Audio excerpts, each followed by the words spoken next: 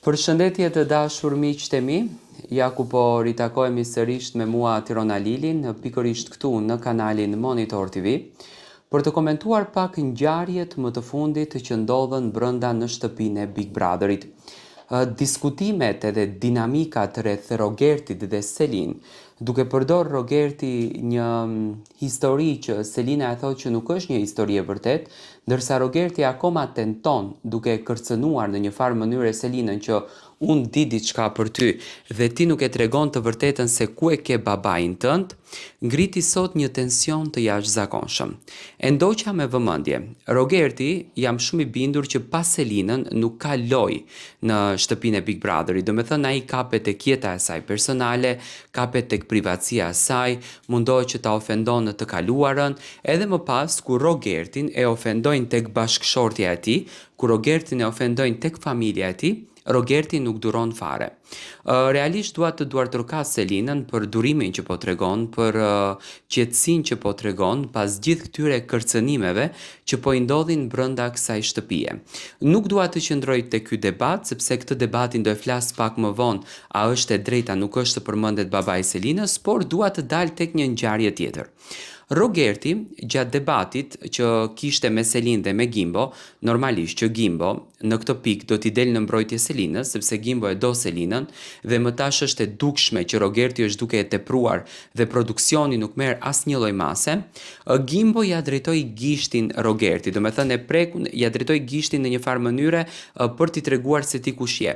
Por në këtë moment Rogerti e gjuan Gimbon me dorë, do me thënë ja gjuan gishtin Gimbos, 2 herë bëri këtë gjën. Edhe një herë do me thënë e shtyu Gimbon. Reagime nga ana e produksionit nuk kishte. Zarf të zi në shtëpi akoma nuk ka hyrë. Sinqerisht, jam duke pyetur veten, duke e lexuar për të disatën herë rregulloren e Big Brotherit për të kuptuar se si funksionon kjo rregullore.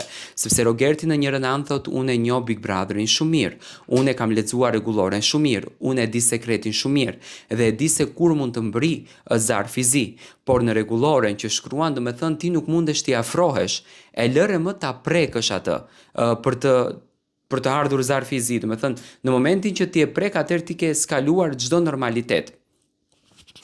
Unë e shoh Rogertin shumë të tensionuar. Do me thënë Rogerti ndoshta në logjikën e tij thot që nuk kam bërë ndonjë gjë për Prime dhe duhet me patjetër që të bëj diçka që sonte të dalë në Prime. Tani publiku kërkon zarf të zi për Rogertin për mënyrën se si qaset me Selinën dhe si qaset me Gimbon. Unë e kuptoj, Rogerti ka ardhur me informacione nga jashtë, janë të vërteta, nuk janë të vërteta, nuk mundet një vajzë të potencojë një vend edhe të thotë që e kam babain në këtë shtet, ka ikur të punon dhe ai që ka në burg.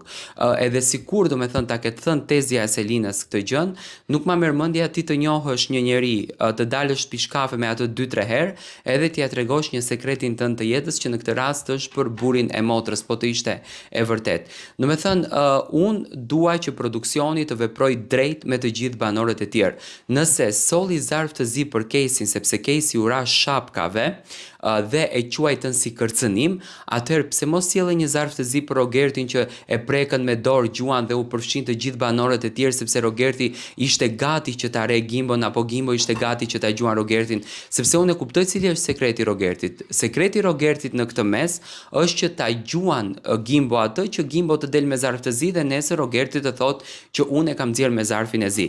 Do me thënë tensioni, më falni, në ditën e sotme vazhdon të jetë shumë i madh brenda kësaj shtëpie. Por do të shohim se çfarë vendimi do të merr vllau i madh për këtë ngjarje që ndodhi, një ngjarje që realisht është e vazhdueshme dhe është një tension, një presion i vazhdueshëm kundërdrejt Selin nga ana e Rogertit. A mendoni që për veprimin e Gimbos duhet marrur zarf të zi për Rogertin?